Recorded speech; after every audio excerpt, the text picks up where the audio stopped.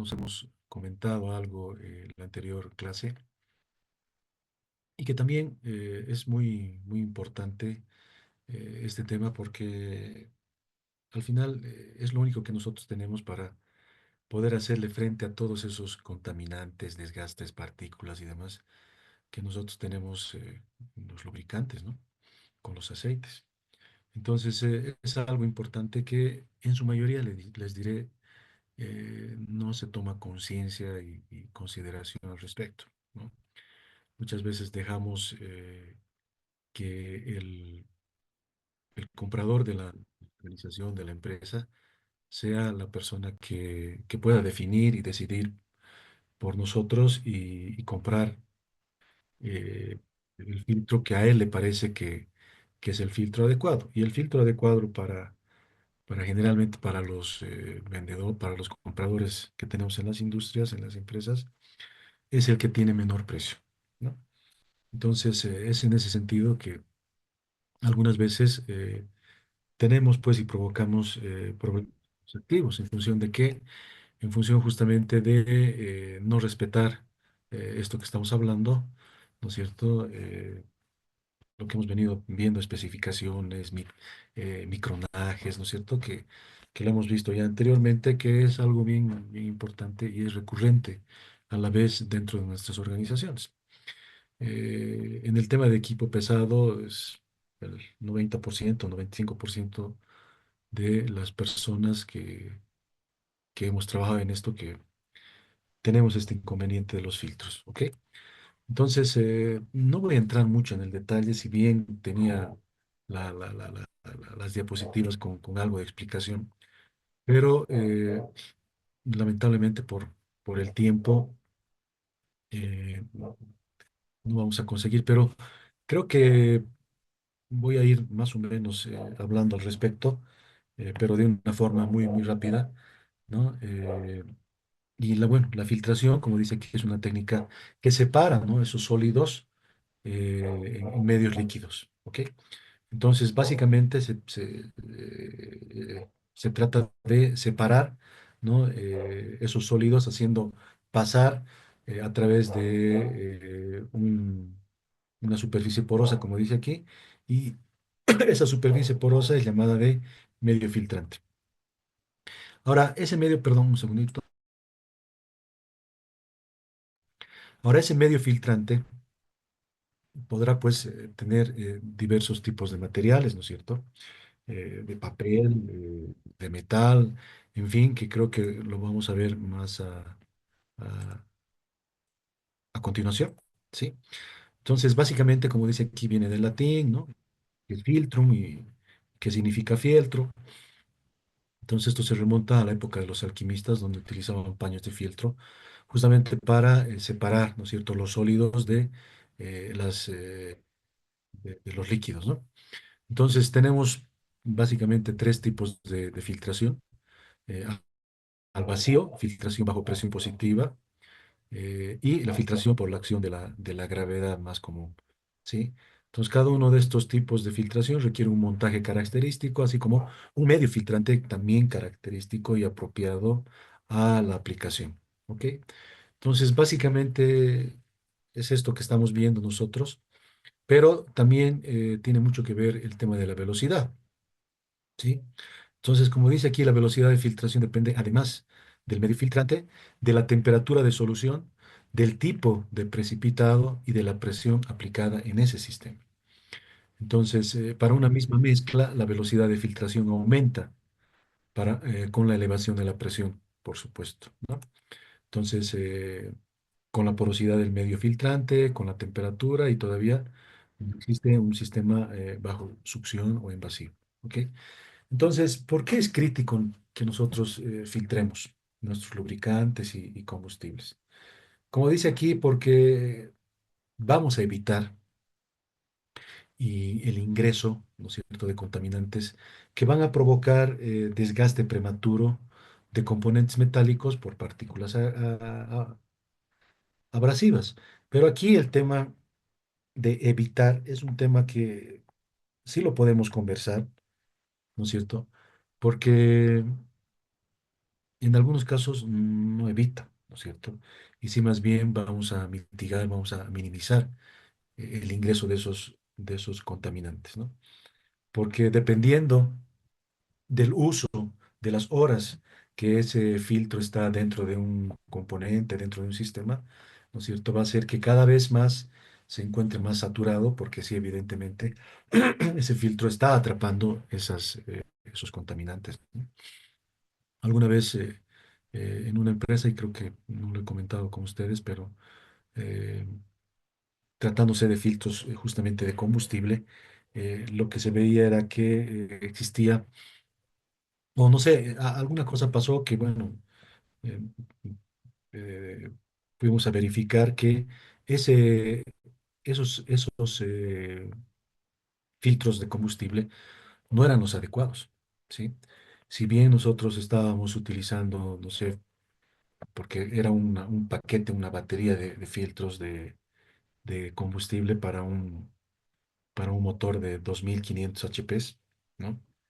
Entonces existía así todo un paquete de filtros, pero lamentablemente comenzaba con una dimensión, ¿no es cierto? O con una especificación en función del micronaje, y comenzaba, no recuerdo bien, alguna cosa con 30, vamos a suponer 34 micrones, ¿no es cierto? Y bueno, el comprador igual de la misma forma, y cada dos o tres iba bajando, ¿no es cierto?, el micronaje hasta llegar a 8 a 6 micrones. Pero lo que se veía ahí era que en realidad no eran esos 34 micrones.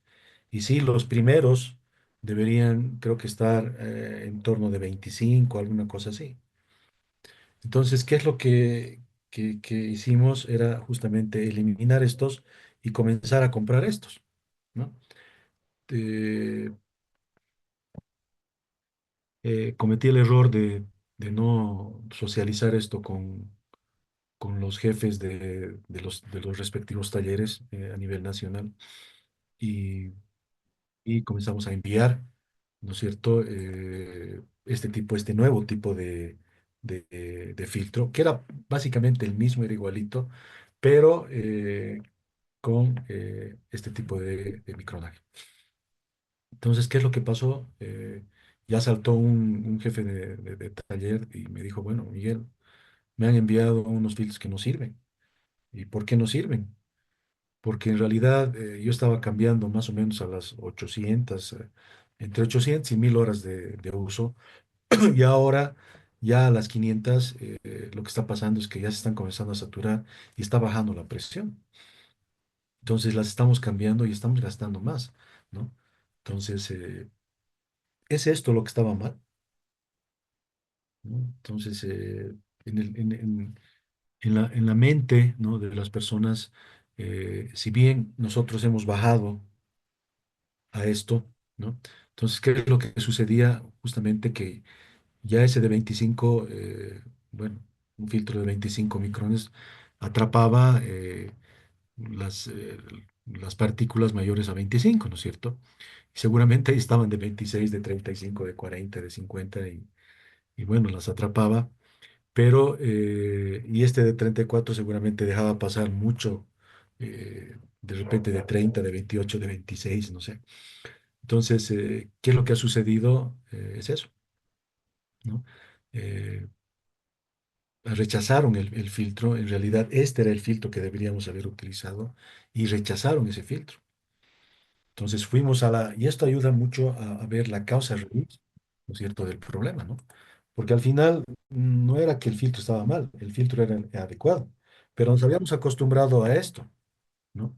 A trabajar con un combustible extremadamente sucio, ¿sí? Y ese combustible extremadamente sucio estaba dentro de los tanques de combustible. Entonces, pero han verificado los tanques de combustible. Miguel, los tanques de combustible han sido limpiados, no sé qué, papá. Picha. Pero también sí hemos encontrado evidentemente, y el problema no era el tanque de combustible del, del activo, y sí más bien era un tanque estacionario, que tenían todas los talleres, ¿no es cierto?, a nivel nacional, eh, para repartir el tema, un surtidor, ¿no es cierto?, de combustible. Entonces ahí era el problema, ¿no? Ese tanque estacionario estaba totalmente contaminado. ¿Cuándo había sido la última vez que se había limpiado ese tanque? Ni teníamos idea. Entonces, ese era el tanque que estaba, realmente venía el cisterna, ¿no es cierto? Colocaba el diésel y de ahí se comenzaba a repartir, pero ese tanque es el que estaba saturado ya, el que estaba realmente contaminado, ¿no? Entonces, pero esto era lo que sí realmente deberíamos haber hecho desde un principio, ¿no? Entonces, con esto sí, evidentemente se saturaba más rápido y no sé qué, pero evitaba también, ¿no es cierto?, que ingresen esas partículas, porque este pasaba y llegaba a más o menos 9, pero al final se comenzaba a saturar.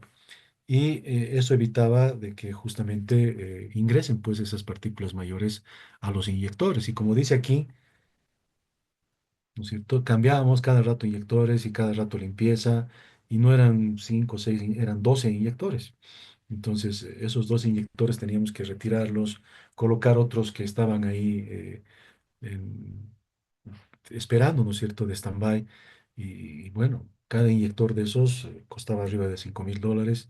Entonces era un absurdo, y de una u otra forma nos dimos cuenta de que realmente, ¿no es cierto?, es tan importante ver justamente las especificaciones que el fabricante te está dando, porque ellos son el papá y la mamá de ese activo, y ellos conocen muy bien, ¿no es cierto?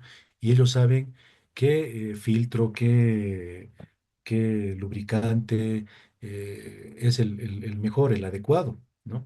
Entonces, con eso nosotros justamente hemos comenzado a trabajar mucho mejor, ¿no es cierto? Y a evitar ese desgaste prematuro, generalmente en todo lo que es la parte de los inyectores, ¿ok?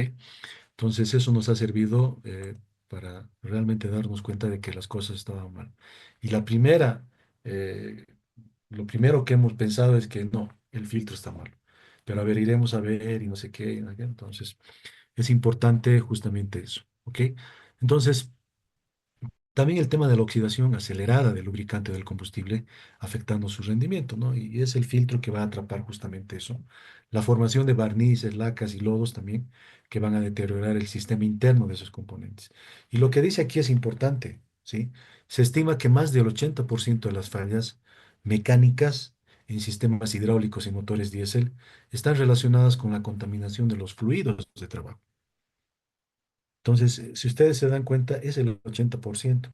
Habíamos hablado al inicio, no sé si se acuerdan, en febrero, del tema de que entre el 60 y el 70% de las fallas en componentes rotativos están relacionados con la gestión de lubricación. Entonces, cuán importante es, qué importante es justamente darle, ¿no es cierto?, la importancia a este tema de los combustibles, los lubricantes y todo lo que hace parte de, el tema de filtración. Entonces, ¿cuál es la relación directa con la vida útil de los equipos, la eficiencia energética y el mantenimiento predictivo? Que ya vamos a ir hablando justamente de esto para aterrizar en el tema de, el análisis de aceite. En relación a la vida útil, un fluido limpio va a reducir el desgaste y va a alargar los intervalos entre mantenimientos. Y esto de alargar intervalos de mantenimiento es importante, ¿no es cierto? Porque como les he dicho y hemos comentado alguna vez, si tú cambias todos los meses un aceite a un activo que tiene 4 litros, no tiene absolutamente nada que ver con alguno que tú vas a tener que cambiar cada mes, pero que tú tienes en su cárter 400, 500, 600 litros. Y además no es solo uno, es una flota de 20 activos. Entonces, es tan importante por eso darle el énfasis justamente a ese tipo de sistemas, ¿no? Donde el volumen, ¿no?, es enorme, es grande. Entonces, y comenzar a trabajar con este tema de aumentar esa vida útil de esos componentes, pero al final aumentar la vida útil de ese lubricante es importante, porque todo está en base a, infelizmente, ¿no? es el dinero. Entonces, también ahí está el tema de los filtros eficientes, porque muchas veces vemos, y seguramente a ustedes también les ha sucedido, llevamos nuestros vehículos o los vehículos de nuestros padres, llevamos al cambio de aceite en X y Y lugar, generalmente en la calle, porque tenemos esa costumbre, pero siempre buscamos, ¿no es cierto? Como es el auto nuevo y no sé qué, me vas a colocar el mejor aceite, ¿ok? Te voy a colocar el mejor aceite. No sé, no vamos a hablar de marcas, pero es el mejor aceite. Y es la marca X y Z. Qué excelente. ¿Y tu filtro? ¿Qué filtro te colocan? Un filtro de 20 pesos. ¿Será el adecuado? Un filtro de combustible, un filtro de aceite. ¿Por qué? Porque viene en ese paquete y te dice, no, te cuesta, no sé, 350, 400 bolivianos el cambio. Y bueno, son 6 litros de aceite. Y cuando y ves la relación, el filtro cuesta 20 pesos, 30, no sé. ¿Será el adecuado? ¿Será que ese filtro realmente está cumpliendo sus funciones? ¿Y cuál es la función principal? Justamente retener, ¿no es cierto?, todas esas partículas, impurezas, ¿no?, que vienen externamente o de repente ya están ahí internamente, ¿no?, con algún desgaste de algunos componentes, como cojinetes, engranajes, bombas, inyectoras, en fin, turbos. Pero nos rajamos en el filtro, ¿qué es? En el combustible, en la marca, en la calidad del aceite y compramos cualquier filtro. Entonces, esos son los inconvenientes y eso también seguramente ustedes han debido pasar en algunas organizaciones, que justamente es eso, ¿no? Me compro el mejor aceite, pero al filtro no le doy la importancia necesaria. Entonces, ya hablando de eficiencia energética, los motores y sistemas hidráulicos trabajan con menor fricción y esfuerzo si el lubricante está limpio, ¿no? Este tema del esfuerzo es importante. Hoy en día se están bajando esas viscosidades justamente para eso, ¿no? Para evitar ese esfuerzo, ¿no es cierto? El consumo de combustible, ¿no? Entonces, y eso está sucediendo que ustedes lo ven día a día, con los vehículos livianos, ¿no? Hemos ido bajando, ¿no?, el tema de la viscosidad justamente para, bajo la viscosidad, menos esfuerzo y menos consumo de combustible. Como dice aquí, menor fricción, menor consumo de combustible, menor generación de calor y mayor eficiencia. Entonces, básicamente, esa es la tendencia y eso es lo que estamos viendo, ¿no? Ahora, ya hablando del mantenimiento predictivo, la calidad del fluido se puede monitorear para anticipar el deterioro de los componentes y también anticiparnos y ver la salud del mismo aceite, analizando el tema de partículas con sensores muchas veces que ya nos permiten, ¿no es cierto? Y nos van activando señales, nos permiten programar de mejor forma el mantenimiento para justamente evitar esas fallas que algunas veces son hasta catastróficas. Porque cuántas veces hemos visto o cuántas veces hemos oído de algunos compañeros, de algunos colegas que se han destruido componentes, ¿no es cierto? Motores eh, prácticamente rotos, ¿no es cierto? Porque una biela salió por el bloque. El tema de también de transmisiones que igual se han destruido. Entonces, justamente por ese tipo de acciones o de repente la falta de acción por parte de los gestores de mantenimiento. Se optimiza la planificación, el inventario de repuestos y se reducen los costos operativos. Esto vemos muy bien en el tema de gestión de mantenimiento con el tema de los inventarios de repuestos, que es muy importante y tener justamente, ¿no? O sea, tener el repuesto, la cantidad necesaria, pero también la calidad de ese repuesto, de ese insumo, de ese lubricante, de esa grasa. Es importante, ¿ok? Entonces vamos corriendo y más o menos les estoy dejando este tema de los parámetros clave que nosotros deberíamos fijarnos en el tema del filtrado. Entonces, justamente un parámetro que hemos venido hablando es el tamaño de partícula. Dimensión mínima de partículas que el filtro puede retener, que va a ir entre mínimamente 1 micrón, ¿no?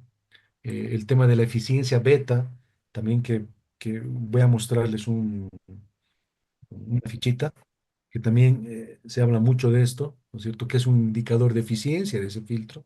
El caudal, que es el volumen de fluido que puede pasar por el filtro sin pérdida significativa, y la caída de presión, diferencia de presión antes y después del filtro, ¿no es cierto? Que justamente esa es la resistencia al paso de un determinado fluido, ¿ok? ¿Qué más tenemos? Y ahí está, y les dejo este tema de la medición de la eficiencia beta, que nada más es, es esta formulita, esta ecuación, ¿no? Entonces, número de partículas mayores a X micrones antes del filtro y número de partículas mayores a X después, ¿no? Básicamente es esto, aquí el ejemplo mm, que seguramente lo vamos a entender, ¿no? Entonces, y bueno, aquí los índices que corresponden a una eficiencia, ¿no? Entonces, como dice aquí, por ejemplo, un filtro con un índice beta 20 es igual a 200, ¿no es cierto? Retiene 1900 de cada 200 partículas mayores a 200 micrones, ¿no? Entonces ustedes van a encontrar en las fichas eficiencia de 98, 99, de 75, de 85, ¿no? En función justamente al tema este de eh, el número de partículas que puede retener, ¿no? ¿Ok? Ujú. Ahora, esto es, esto es clásico, esto es muy, muy, muy clásico. Este es un tema realmente recurrente. eh, ¿Qué es lo que nos pasa? ¿No es cierto? Eh, y aquí coloco el tema de las homologaciones de componentes lubricantes que sí se deben respetar del manual del fabricante, ¿no? El manual del fabricante evidentemente es una muy buena referencia, pero ese manual del fabricante es genérico y es para todo el universo. Entonces, cuando uno compra un equipo, bueno, el fabricante no sabe si se va a ir a la China, a Estados Unidos, a La Paz, a Santa Cruz, ¿no? No se sabe. Entonces es algo genérico. Pero lo que sí tenemos que respetar es justamente las homologaciones de que son todo lo que son lubricantes, la parte de las especificaciones, de los parámetros de medición y también del tema de seguridad, ¿no? Pero ya entrando en lo que es la parte de los componentes, es un ejemplito que yo les estoy dejando, que qué es lo que dice. ¿Alguien me quiere hablar algo? Perdón. Augusto, adelante. No, Ok.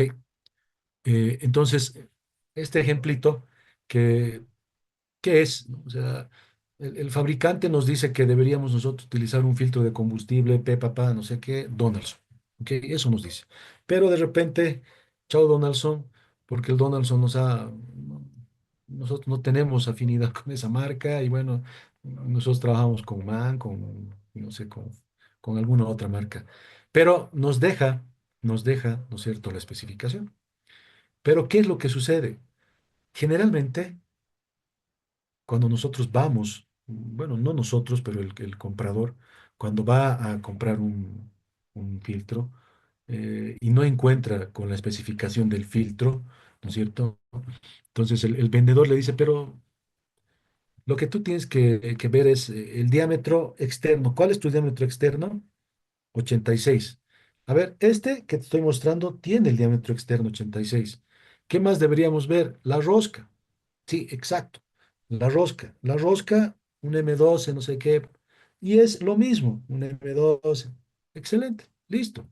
¿De qué es? De celulosa. Ah, aquí está, excelente, de celulosa. La altura, ¿qué te dice la altura? Que es de 203 versus la que tú tienes es de 140. Pucha, más grande, mejor todavía. Esta llévate, excelente. Me llevo 100 porque es mucho más barato. Yo tengo 50 equipos, entonces eso es para un mes. Ya me he llevado 100. Y así está. ¿no es cierto? Y así está prácticamente todo. Pero miren del tema de la eficiencia. La eficiencia, además, este tiene eficiencia 75 y lo que yo te estoy ofreciendo es de 98. Pucha, excelente. Y además, mayor, mira, 9 micrones. Como yo no sé, entonces, excelente. Yo voy a llevar este de mayor eficiencia, ¿no? Pero miren, ¿qué es lo que está pasando aquí? 9 micrones y este es de 4. ¿Se dan cuenta lo que ha pasado? Y por supuesto, la prueba de eficiencia es el mismo, no sé qué. ¿Se dan cuenta lo que ha pasado? Y yo estoy cambiando este, que me está diciendo mi fabricante, por este. Entonces, ahí comienzan los pequeños, grandes problemas con nuestros equipos. Y esto es, como les digo, recurrente, recurrente. Y creo que lo hemos hablado la anterior semana. Vayan a ver, ¿no es cierto?, qué es lo que ustedes tienen en sus equipos. Coincide con lo que el manual del fabricante te indica, que tú deberías utilizar de 4 micrones y tú estás utilizando uno de 9. ¿Se dan cuenta lo que está ocurriendo? Y después no quieres, ¿no es cierto?, que tus inyectores se destruyan rápidamente, porque ni siquiera tú tienes una gestión de lubricación antes del ingreso del combustible a tu equipo. O lo peor, como les he contado, no tienes nada, ¿no es cierto? O si tienes de repente un pequeño surtidor con tu tanquecito y no sé qué, ¿cuándo ha sido la última vez que has llamado a alguien para que te realice una limpieza y te certifique? ¿O cuándo ha sido la última vez que has cambiado los filtros de ese tanque cisterna? No sé, no sé cuándo ha sido la última vez. Entonces, estas son las fallas que nosotros tenemos, que son fallas de qué? De gestión. No son fallas del técnico, son fallas de las personas que están arriba, de los jefes, de los gerentes. Son fallas, pero así pequeñísimas, ¿no es cierto? Pero que pueden tornarse catastróficas. Entonces, el tema de los parámetros es importante. La especificación, sí, la debemos cumplir, la debemos respetar. ¿En términos de qué? Homologaciones de componentes y lubricantes. Creo que lo mismo hemos hablado en el tema de rodamientos. Hemos cambiado, me dice que tenemos que utilizar un rodamiento de bolas. No había, le ha dado el diámetro externo, le ha dado el diámetro interno, listo, de rodillo. Adelante, Daniel. Buenas noches. Mire, yo he usado bastante Manfilter, ¿no? Lo brasilero. Ahora en filtros, esta eficiencia beta, ¿no? No la he encontrado, yo nunca le cuento ni en la página ni ficha técnica, ¿no? Obviamente yo me basaba solo en el micronaje, digo, ¿no? Está bien. Obviamente tenía conocimiento de la eficiencia beta, pero en especificaciones jamás se podía encontrar. O sea, En ese caso, en la ¿qué se hace? especificación de ese filtro, ¿no? Claro, porque en la página vos encuentras, perdón, mi bebé está hablando, pero en la página de Manfilter no te da en realidad, o no sé si buscó mal, pero no encontraba yo esa eficiencia beta en realidad. Generalmente sí deberías encontrar, Daniel. Yo te sugiero que puedas hablar con la gente de MAN, ¿no es cierto? Porque yo también he trabajado mucho tiempo con ese tipo de filtro, ¿no? Que no es malo, ¿no? Pero hoy en día, eh, pues, la maldad está pues ahí en la puerta, ¿no? Eh, están trayendo ya, y por eso que es importante que nosotros busquemos esos proveedores confiables, ¿no?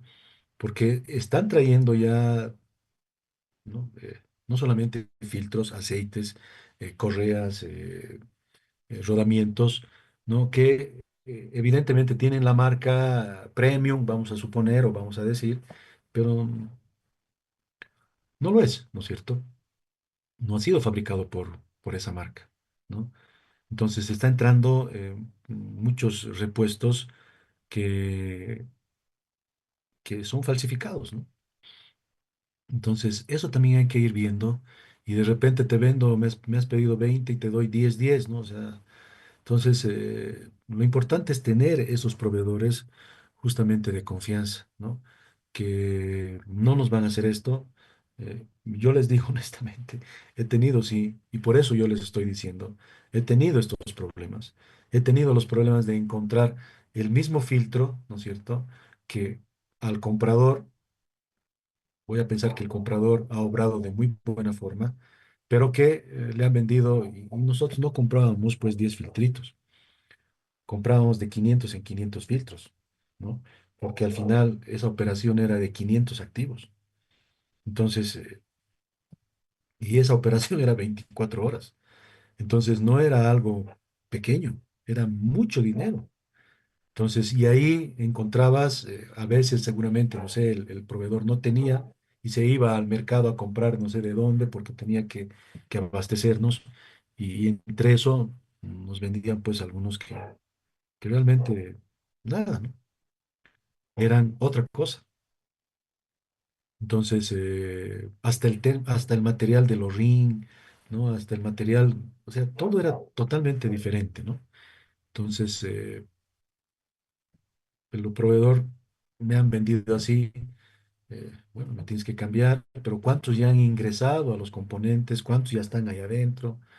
Entonces, es un tema bien complicado esto, ¿no? Por eso es importante ver el tema de los proveedores y el proveedor debería tener también todo esto que estamos hablando, Daniel, ¿no? Es importante, ¿ok? Entonces, cuidado en esto, por favor, ¿no? Eh, siempre nos vamos a, no, pero es el mismo tamaño, es la misma rosca, es el mismo diámetro, chao, ¿no? Entonces ya hemos hablado también y les he contado el tema de que teníamos ese problema en un filtro, igual de la misma forma, ¿no? Era un filtro de este tamaño y el otro era de este. Entonces, al final hemos tenido el tema de baja presión y se cambiaba el aceite y se gastaba no sé cuánto. Entonces, los tipos de medios filtrantes, ahí está, la celulosa, sintético, ¿no? Y ahí va para que ustedes vean también que existe eso y en función de qué, del requerimiento que nosotros tenemos dentro de el manual, dentro del fabricante. ¿Qué es lo que realmente nos está pidiendo, ¿no? Entonces, y ahí va los tipos de filtros según flujo y aplicación también, ¿no? Si es un filtro en línea, de derivación, de retorno, este retorno generalmente los sistemas hidráulicos, ¿no? Si es un filtro de succión. Entonces, y ahí va, ¿no? El material que debería tener mínimamente, ¿ok? Para que también ustedes tengan esto como consulta. Y algunas normas, ¿no? Y estándares que también se utilizan bastante y justamente, por ejemplo, esta que te habla de la evaluación de la eficiencia de los filtros hidráulicos. Esta otra que ya lo hemos visto, que es justamente los códigos de limpieza, la clasificación de contaminación. Estos otros también que son pruebas ya de vida útil de filtros, ¿no? Métodos de prueba de eficiencia de filtros de combustible. Entonces, de repente es importante que ustedes vayan viendo y vayan consultando estas normas, ¿no es cierto? Porque esas normas sí seguramente nos van a ayudar a aclarar muchas cosas que en realidad no lo conocíamos y no habíamos visto. Y existen, sí, ¿no es cierto? Entonces, les recomiendo que puedan ver estas normas, las conocen. Estas, generalmente la mayoría lo conoce, pero estas otras, de repente nunca lo hemos escuchado hablar, pero existe y es bueno que ustedes también como gestores vayan consultando para tener mejores acciones, ¿no es cierto? Y mejorar su gestión de lubricación, el tema también de los filtros y demás, ¿no? Entonces, ya para terminar, más o menos, ¿cuál es el límite de visibilidad que nosotros tenemos, ¿no? El ojo humano, como dice aquí, alcanza a visualizar hasta 40 micrones, ¿no? Es esto. Entonces, el cabello humano más o menos tiene 70.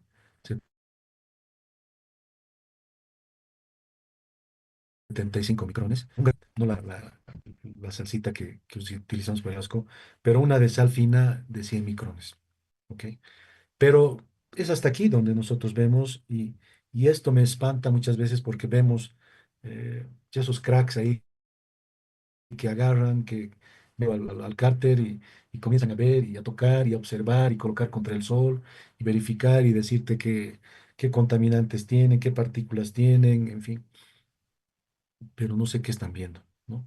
¿Por qué? Porque, por ejemplo, las partículas de talco tienen 10 micrones, el glóbulo blanco 25, el glóbulo rojo 8, pero el daño severo que nosotros tenemos en los motores vienen de partículas entre 2 micrones y 15 micrones.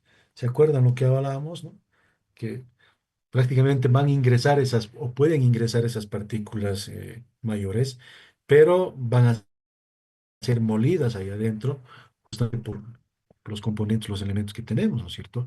Y esas van a, eh, van a justamente hacer con que esa película que es tan delgada, que es mucho más delgada que esto, ¿no es cierto? Mm, Ya no tenga mayor incidencia, ¿no?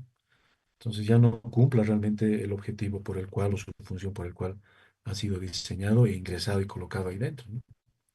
Entonces esto es algo importante también que tendríamos que nosotros conocer y saber. Algo bien rapidito, he querido mostrarles esto, la importancia que realmente tiene el tema de los filtros y la recomendación es justamente es esa. Les pido por favor que ustedes verifiquen qué es lo que el manual les está pidiendo, les está solicitando, les está requiriendo, versus lo que ustedes han instalado, está colocado en su activo. Si coincide, excelente, pero de repente ya no coincide. Han pasado muchos años, han pasado muchos compradores, han pasado muchas cosas que de repente han llevado justamente a que vayamos cambiando. Por eso que le estoy hablando, ¿no es cierto? No hay el que me estás pidiendo, pero este le va a dar.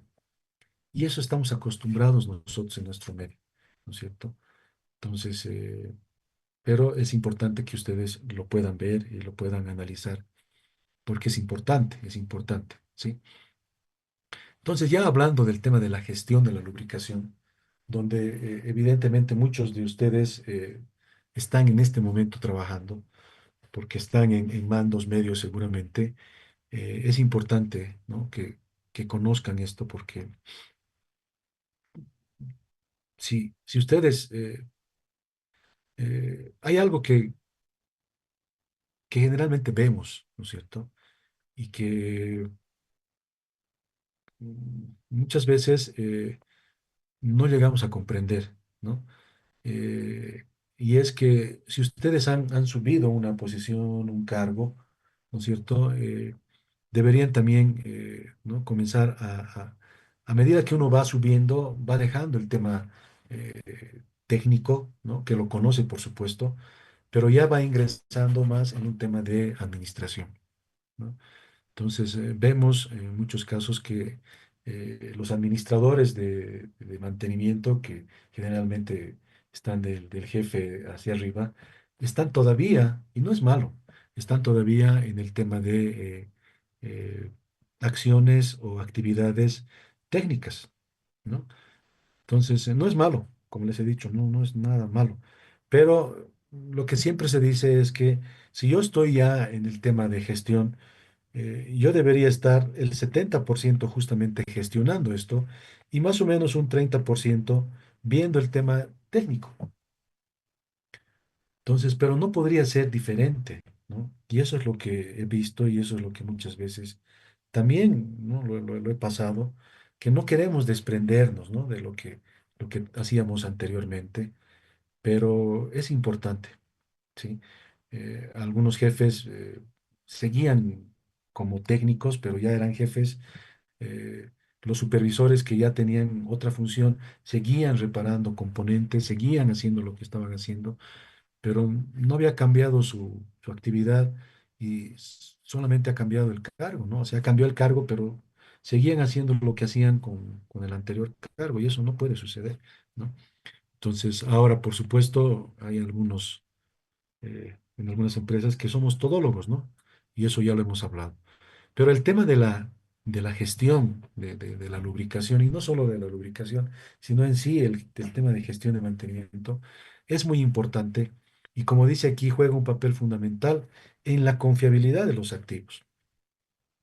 Una buena gestión de lubricación tiene un impacto positivo en el resultado final, ¿en términos de qué? En términos de mejorar la salud del activo y también en mejorar el tema de los costos de lubricación. ¿Sí? Y eso lo hemos visto y eso lo hemos hablado, ¿no? Entonces es importante ver de aumentar esa vida útil en función de qué, en función de la curva PF, ¿no es cierto? Extender la vida útil de ese activo lo más posible, ¿no? Extender esa vida útil de ese, perdón, de ese lubricante, de ese filtro, por supuesto, monitoreando y viendo las condiciones, ¿no? Porque una cosa, esto es el tiempo y esto es el tema de la performance, ¿no es cierto? Pero también aquí está la curva de costos, ¿sí? Entonces, ¿dónde yo podría estar aquí? De repente aquí yo podría estar mucho mejor, porque si voy pasando esto, miren, los costos van a ir comenzando a subir. Entonces es importante determinar eso, ¿dónde es el tiempo prudente? ¿Cuál es la frecuencia prudente para realmente cambiar, ¿no es cierto? Ese lubricante, ese filtro, y no impactar, no impactar en el activo, ¿no? De mala forma, ¿no? De forma negativa. Entonces es importante conocer eso. La planificación, el control y el mantenimiento, así como las prácticas de almacenamiento, son elementos clave para conseguir justamente ese equilibrio, ¿no? De ver hasta dónde yo puedo avanzar sin comprometer mis costos y sin comprometer el tema del activo, ¿no? Porque de repente me paso y listo. Hay una parada brusca, hay una parada, ahí hay una falla funcional y muchas veces hasta es catastrófico, ¿no? Entonces, eso es importante conocer. Ahora, gestionar y organizar la lubricación de una planta industrial o de un equipo requiere justamente el tema de planificar, de organizar, de programar, de dedicar el tiempo a eso, a conocer justamente los activos, a conocer ese lubricante, a conocer la salud de ese lubricante. Ahora, existen, ¿no es cierto?, el tema de guías, de información, no de flujo de tareas, como dice aquí, de actualizaciones de ese plan de lubricación. El plan de lubricación y de mantenimiento no puede ser estático. Debería siempre sufrir una actualización, una modificación. ¿Por qué?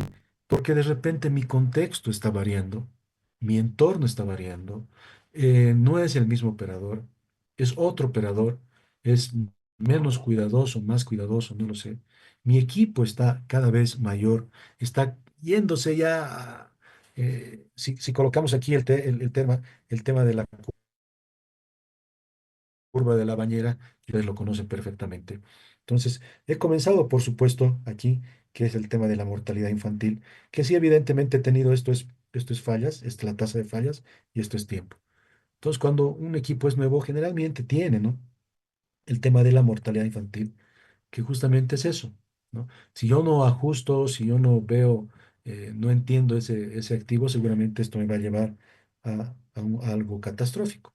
Pero es importante ajustar porque siempre va a haber eso, ¿no? El ajuste, de repente los operadores que están comenzando a trabajar, no sé cuál es el lubricante, cuál es el mejor en función de mi entorno, de mi contexto operacional. Entonces voy ajustando y va a llegar un momento que sí, evidentemente, voy a llegar a esta etapa, ¿no es cierto? Porque son tres etapas las que tenemos bien claras y bien definidas en cualquier activo, que es esa etapa de la mortalidad infantil. Es la otra etapa de la vida útil en sí, ¿no? Que por supuesto es aleatorio, que van a suceder fallas, ¿no? Pero que se van a mantener más o menos constantes.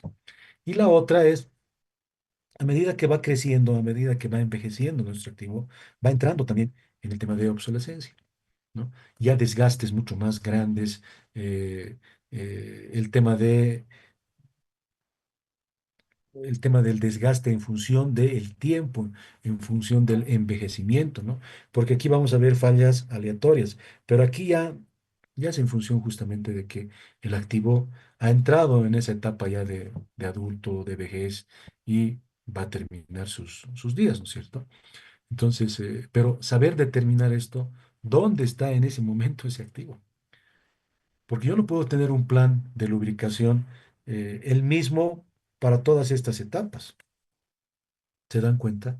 Un plan de mantenimiento no es el mismo, no es igual para estas tres etapas. Seguramente aquí será mucho más riguroso, las frecuencias ya estarán más apretadas, más cortas, ¿no es cierto? Las intervenciones serán mucho más frecuentes que, por ejemplo, en esta fase, ¿no? Entonces, eso es importante conocer dentro de nuestros activos, dentro de nuestras actividades de mantenimiento. Ahora, como dice aquí, en cualquier sector independiente de su tamaño, debe existir un programa lógico. Es decir, un plan de lubricación es un factor primordial para obtener la mejor eficiencia. Y eso es en función de qué, de conocer tu activo y de conocer tus lubricantes. ¿Cuál es el que mejor le puede dar? Y eso lo hemos hablado en función de qué, en función del tiempo, en función de presiones, en función de humedad, en función de temperatura, del contexto, ¿no? Y eso lo hemos hablado y lo hemos muchas veces, creo que ya lo hemos tocado. Entonces es importante conocer eso. El primer paso en la elaboración instalación de un plan de lubricación se refiere a un estudio detallado de las máquinas y equipos. Conocer esas máquinas, conocer, hacer un catastro de esas máquinas, identificar la función que ejerce cada una de esas máquinas es importante, así como de sus reales condiciones de funcionamiento. Y siempre el contexto. Eso es, ¿no es cierto? Y ese contexto puede ser, no sé, financiero, ese contexto hasta cultural, ¿no? El contexto en función de su entorno, hablando de temperaturas, de presiones, de humedades que tenemos ahí, de condiciones de trabajo, en fin, que lo debemos conocer. Una vez que se completa este primer paso, se debe realizar un levantamiento de los manuales del fabricante de los equipos y comprobar qué tipos y marcas de lubricantes son recomendados para los diferentes sistemas y componentes. Entonces es importante, ¿no es cierto?, conocer el activo y conocer, como dice, qué es lo que me está pidiendo, cuál es el requerimiento de ese fabricante. En posesión de esos datos anteriores, se debe elaborar un plan de lubricación para cada equipo. No es este plan para todos. ¿Por qué? Porque sufren modificaciones en función de qué, de su contexto, donde se especifique los puntos de lubricación, ese mapa, ¿no es cierto?, que nosotros tenemos de lubricación. Las cantidades son tres bombeadas, pero esas tres bombeadas equivalen a ¿cuántos gramos? Frecuencias de intervención. Cada día lo vas a hacer, pero cada día será importante, es esencial. No será cada 50, cada 100 horas. Entonces, ¿eso quién lo determina? Justamente lo va a determinar el equipo de planificación, ¿no es cierto? Y ese equipo de planificación, pues no está trabajando, ¿no es cierto?, 100% en el campo, ¿no?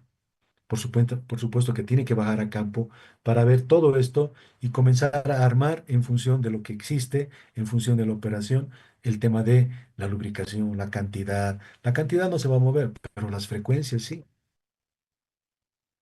¿No es verdad? Ahora, ¿qué métodos yo voy a utilizar? ¿Qué productos? ¿Cuáles son los productos recomendados? En fin, entonces todo eso refiere a la homologación. ¿Ok? Ahora, lo que nosotros nos vamos a encontrar es esto. Existe y siempre nos van a decir que existe un plan detallado que incluye la lubricación como parte integral del mantenimiento. Dentro de mi plan general de mantenimiento está el tema de lubricación. Está, está bien especificado. Es realmente un plan. Se sigue protocolos y procedimientos definidos para la lubricación de equipos en función del manual del fabricante. Y cuando tú vas y pides el manual del fabricante, no existe, no hay el manual del fabricante. Se ha perdido, se lo han llevado, algo ha pasado, pero no existe. ¿De dónde tengo la referencia? Antes era imposible. Hoy día es mucho más fácil, ¿no es cierto? ¿Por qué? Porque la información la tenemos ahí en el Internet. Entonces es mucho más fácil poder tener esos requerimientos, esa información justamente del fabricante, donde nos van a definir las actividades que deberíamos tener, ¿no? Dentro de un X activo con el tema de lubricación, por ejemplo. Existe un inventario bien gestionado y se cuenta con los proveedores confiables. ¿Será que son los proveedores confiables? He querido colocar eso porque evidentemente muchas veces deberemos nomás confiar, pero no sé, hoy en día está mucho más complicado que antes, ¿sí? Nos encontramos con algunos absurdos ahí de repuestos que realmente, o sea, no los colocas y no cumplen su función, ¿no es cierto? Y no llegan ni a satisfacer mínimamente el tema, por ejemplo, de los filtros, ¿no? Que este filtro a los 250 está perfecto y ahora a las 100 está destruido. Pero es porque estoy yo contaminando o tengo una contaminación grande externa, o de repente no es eso. Y sí, mi filtro no es el adecuado. A veces, y hagan muchas veces ustedes también, ¿no es cierto? Eh, Agarren el filtro y lo pueden partir y vean qué hay ahí adentro, ¿no? Ese ensayo post-mortem, ¿no? O sea, que lo puedes hacer. Hablábamos con una persona que trabaja con el tema de análisis y tiene laboratorio, que justamente eso es lo que están haciendo. Están partiendo los filtros y justamente analizando qué están encontrando ahí. ¿No es verdad? O sea, algo interesante, sí. Entonces, esto hay que comenzarlo a hacer. El tema como dice aquí, no existe interrupciones en el suministro de lubricantes y filtros. Nunca se ha roto, ¿no es cierto?, el tema del stock. Siempre que me han pedido hay todo, pero no es verdad, porque esto es lo que sucede. No hay el filtro, entonces coloco o compro uno que le está dando, que le da, pero no es el que realmente necesito. ¿No es cierto? En términos de qué, ya hemos hablado, de eficiencia, en términos de micronaje. Entonces, y esto es habitual, esto es recurrente. Y yo les digo por experiencia, he cometido también esos errores de, de llegar a un lugar y hacer lo mismo, ¿no es cierto? Y no parar y decir, a ver, ¿por qué está fallando esto? ¿No? Entonces, yo hubiera querido realmente, o sea, con 30 años, con 35 años, eh, saber lo que he aprendido estos últimos años.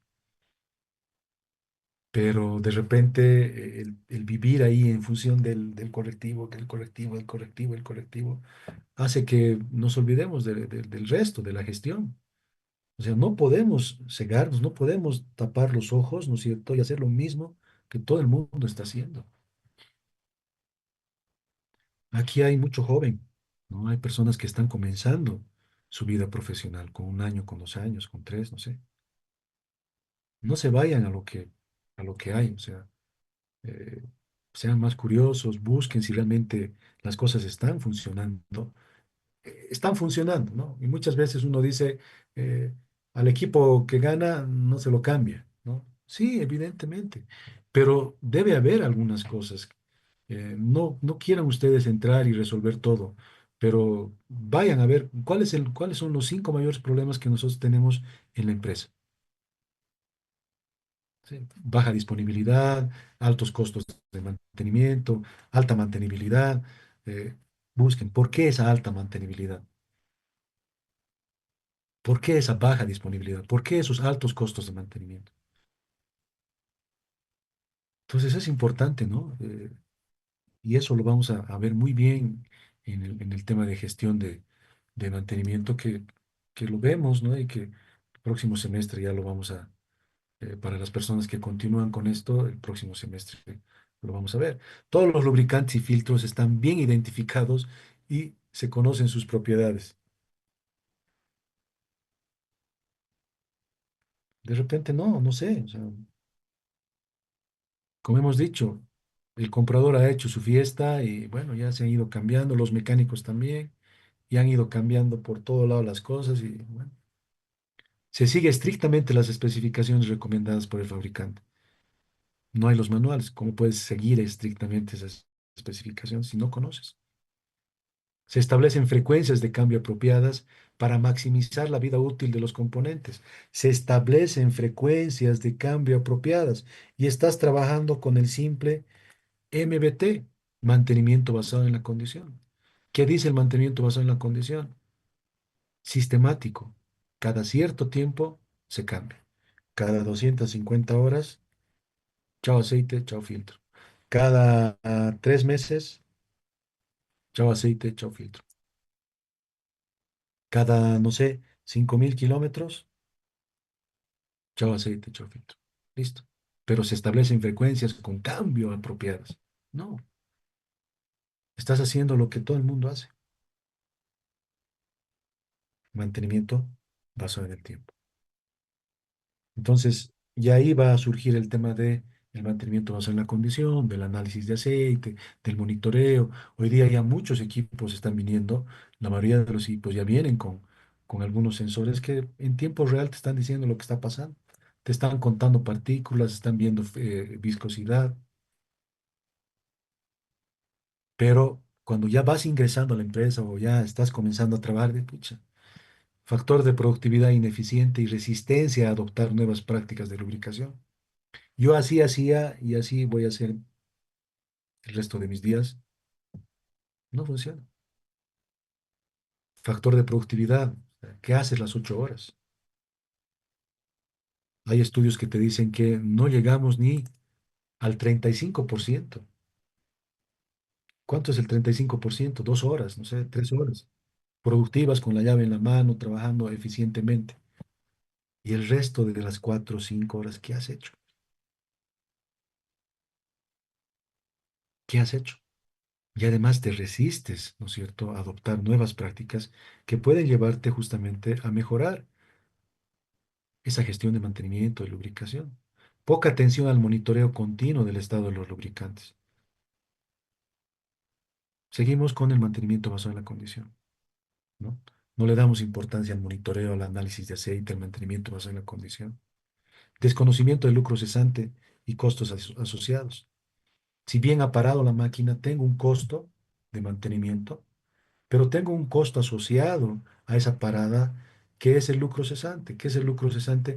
Dejar de percibir, dejar de ingresar lo que tenía que ingresar. No he perdido, pero en esa hora, 2 horas, yo debería haber producido una X cantidad de un producto Y. No lo he hecho, no lo he vendido, no ha ingresado a la caja de la empresa ese dinero. Y así vamos perdiendo clientes, así vamos perdiendo imagen, vienen las multas, estrategia de lubricación ineficiente. O al final no tengo la estrategia de una lubricación, no tengo. O sea, es a la de Dios y listo. ¡Ah! Hay que lubricar, sí, vamos. ¿Cierto? Entonces, y esto en equipo pesado, pues, le damos al tema, por ejemplo, del engrase, no podemos quedarnos hablando aquí. La matriz de criticidad de equipos ineficiente, no sé, a todos por igual, ¿no es cierto? Pero no, de repente algunos sí merecen mucho más importancia que otros, pero no tengo un análisis de criticidad. Servicios pendientes y sin atención, por supuesto. Y ahí va, las emergencias.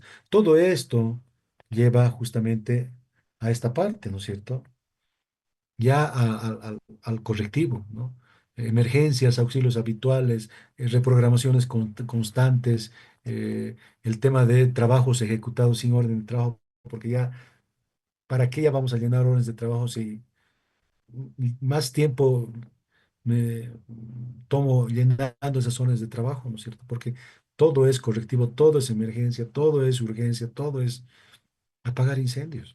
Escaso historial de lubricación. ¿Por qué? Porque no sé cuándo ha sido la última vez que tú has ido a engrasar ese componente, ese activo. No lo sé. Pero eso es función del operador. Él es el encargado, él es el responsable. ¿Cuántas veces hemos visto, y les hablo en equipo pesado, ¿no es cierto?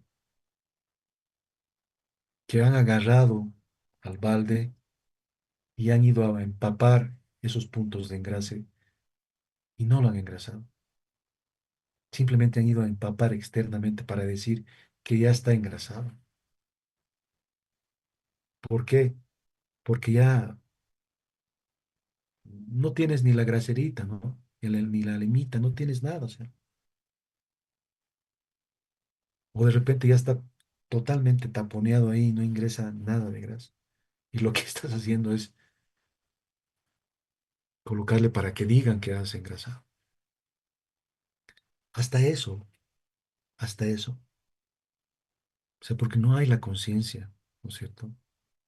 No hay el líder que justamente vea este tema, ¿no?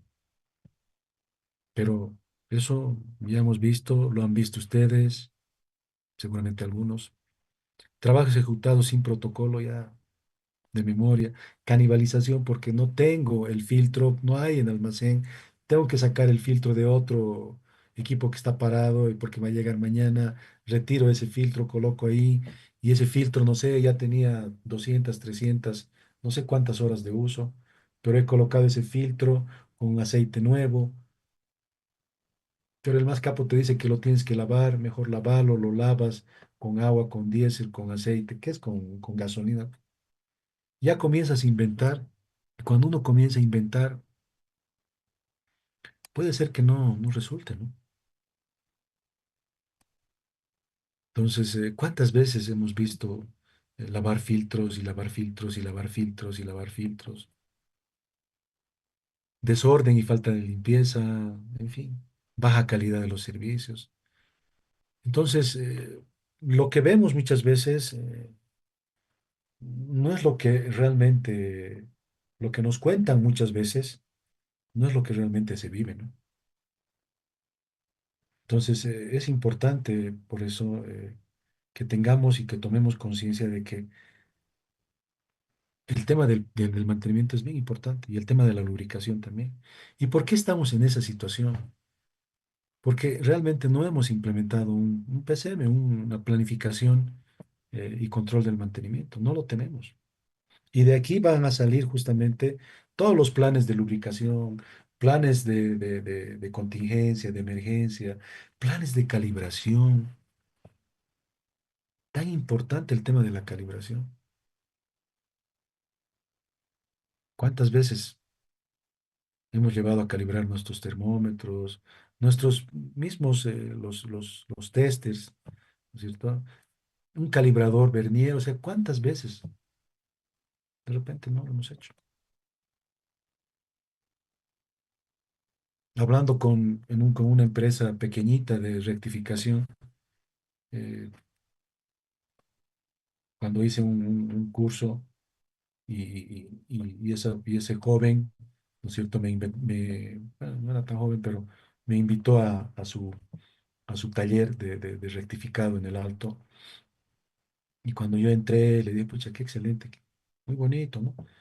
Y ¿cuándo ha sido la última vez que tú has calibrado este micrómetro? Está calibrado, pero ¿cuándo ha sido la última vez que tú has certificado que eso está calibrado? Pero está calibrado. ¿Cuándo ha sido la última vez que este calibrador, este vernier, lo has mandado a calibrar? Está funcionando bien. O sea, imagínense, o sea, una rectificadora.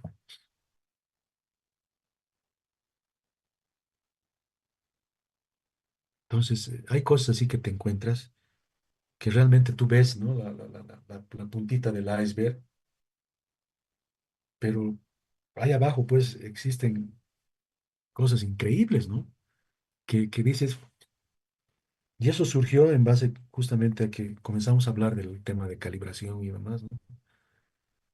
Y eso es, o sea, empresas grandes. Yo realizo auditorías de mantenimiento y empresas grandes, grandes, grandes que te encuentras con cosas así que dices, pucha, ¿y cómo esto funciona? Porque es una rueda tan grande, con tanta inercia, que no va a parar. Se puede ir cinco capos ahí de la maestranza, de un taller, no va a parar esa empresa. No piensen. Y uno a veces comete ese error, dice, no, me voy y esa empresa se va a caer. No se va a caer, va a continuar andando, porque la inercia es muy grande, son empresas muy grandes, muy pesadas, ¿no es cierto? Van a comenzar a flaquear 2, 3 meses, 4 meses, pero va a venir otra persona que de repente lo haga mejor que tú, porque de repente tú ya estás cansado, ¿no? Has recibido una mala escuela de los que estaban antes. De repente sí, evidentemente hacías las cosas muy bien, ¿sí? Muy bien. Hacías las cosas muy bien. Te ha sido. Ha venido alguien que hace lo que tiene que hacer y punto, pero esa empresa igual continúa andando. De repente no tan eficiente como cuando tú estabas, pero esa está ahí. Y así encontramos empresas, ¿no es cierto? Que decimos, sí, ¿cómo funciona esto? Porque ganan mucha plata. Y nadie, ¿no es cierto?, le interesa esto. ¿Por qué? Porque ganan. Entonces, si pierden 1 millón, la bolsa es tan grande, pero hoy día, ¿no es cierto?, las empresas están comenzando a ver justamente este tema. Porque antes ganabas uno, ¿no es cierto? Ahora ganas medio. Entonces ya estás comenzando a fijarte y a ver, pucha, tenemos que bajar eh, los costos y no sé qué y no sé cuánto, pero bueno. Y el tema de mantenimiento es crucial, es crítico. Tú puedes hacer cosas interesantes en mantenimiento. Y ahí me voy al tema de los análisis de aceite. Y ahí yo me voy al tema de comenzar a trabajar justamente con metodologías que te pueden ayudar y que te pueden dar mejor diagnóstico, ¿no? Que te pueden ayudar justamente a prevenir esas fallas catastróficas, esas fallas funcionales. Anticiparte a esas fallas es importante, ¿no? Si bien con el mantenimiento basado en el tiempo, no corriges, pero al final haces lo que tienes que hacer y que todo el mundo hace, que seguramente no está mal, dependiendo de la capacidad, del tamaño de tu empresa, ¿no? Con un mantenimiento basado en el tiempo, lo hago tranquilamente, eh, no me hago problema. Ese filtro de repente podía estar, no sé, 200 horas más. Ese aceite podía estar de repente 200, 300 horas más dentro de ese compartimiento, dentro de ese componente, pero tú ya lo has retirado, lo has retirado. No está fallando la máquina, pero estás echando a perder, ¿no es cierto?, horas de esos componentes, de esos insumos, de ese aceite, de ese filtro. Entonces, eso es plata que estás tirando al agua, ¿no es cierto? Entonces, como dice aquí, este método tiene como objetivo promover el uso económico de los lubricantes, además de corregir defectos. En equipos modernos es posible realizar este tipo de análisis de forma rápida y precisa. ¿Por qué? Porque ya tú tienes esos sensores incorporados y que en tiempo real te están diciendo cómo está el, el- el- el funcionamiento de estos, de tu activo, ¿no es cierto? Cómo está esa salud de ese lubricante. Entonces, tomas ya decisiones mucho más rápidas, mucho más precisas, ¿no? Eh, pero si no tienes ese tipo de sensores y demás, ¿cada cuánto tiempo tú vas a retirar una muestra para llevarlo al, al laboratorio y que puedan analizar? Ahora, no es solamente llevar una vez y olvidarte, ¿no? Si entras en esto, es justamente hacerlo hábito, ¿no? Eh, ¿Por qué? Porque al final es esto lo que realmente va a cambiar tu forma, tu estrategia de mantenimiento. Y seguramente te va a llevar a disminuir ese costo de mantenimiento que tú tienes en función de alargar la vida útil de, de esos insumos. Porque, como dice aquí el monitoreo te puede indicar el momento adecuado para hacer el cambio o la renovación de aceites para equipos y sus componentes. El análisis de fluidos regula el grado de degradación y contaminación de los aceites, optimizando el tiempo entre cada cambio para el uso más económico. Entonces es aumentar esa frecuencia de cambio. ¿Hasta dónde? En función de qué? De esos análisis, de ese monitoreo que tú estás realizando. En función siempre, y no se olviden, del contexto en el cual ese activo está trabajando. Ahora, ¿cuáles son los cuidados que nosotros deberíamos tener en la interpretación de los datos que nos van a entregar los laboratorios? O cómo yo debería entregar mi muestra también, ¿no es cierto? Anotar los datos de las horas de funcionamiento del motor y las horas del aceite es importante. Una cosa es el funcionamiento, las horas del motor, del componente, y otra es las horas de ese aceite. Porque de repente yo tengo un equipo, ¿no es cierto?, con 1000 horas de funcionamiento versus otros que yo tengo con 10.000 horas de funcionamiento. Seguramente los datos no van a ser iguales a qué, a las 200 horas del aceite, ¿no es verdad? Entonces es importante saber esas horas de funcionamiento de ese componente y las horas de vida que tiene ese lubricante dentro, ¿no?, de ese componente. Porque seguramente aquí yo voy a encontrar muchos más datos que me lleven a el tema de reducir esa frecuencia, ¿no? Porque yo voy a tener mayores desgastes, seguramente mayor contaminación, ¿no? Esas luces que yo tenía entre, no sé, entre cigüeñal y cojinete, ¿no? El puño, entre anillo y camisa, con el tiempo van a ser más grandes. Entonces es importante, ¿no? Tener la marca y las características del aceite para compararlos con sus valores originales. Y este tema es importantísimo. Cuando ustedes vayan a realizar un análisis, saquen, ¿no?, los valores originales que ustedes tienen de ese aceite. De ese aceite virgen, mándenlo para poder analizar y ver justamente cuáles son esos datos, cuáles son esos parámetros que te está arrojando ese aceite. ¿En función de qué? Seguramente de los aditivos que tienes, ¿no? Para que después no sea una alarma, para ver ese aceite, con qué viscosidad está comenzando. Hay algunos que comienzan con 14, con 15 centistocks, otros con 12, ¿no? Entonces, eso, realizar el seguimiento, ¿no?, y curvas de tendencia, conocer el historial de la máquina o equipo, es importante. Ver en qué situación de esa curva se encuentra nuestro activo, porque vas a continuar, ¿cierto?, dándole la importancia cuando el activo ya está terminando su ciclo de vida, a no ser que tú vuelvas nuevamente a un overhaul o hagas algo, ¿no es cierto?, para mejorar la vida de algunos componentes, ¿no? Buena relación con la empresa del análisis de aceite. ¿Ya? Tener la confianza, ¿no es cierto?, de que esas personas te van a entregar justamente lo que realmente tienen que entregarte. Alguna vez me ha pasado de que hemos enviado y me han mandado cualquier cosa, ¿no? Cualquier cosa.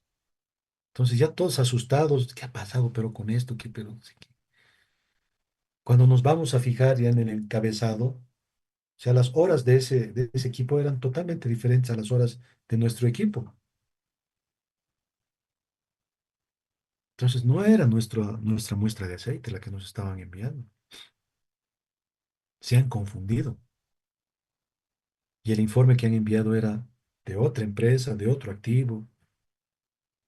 pero te has ido fijando en la parte de abajo y no te has fijado en el encabezado, ¿no? Y la sorpresa ahí,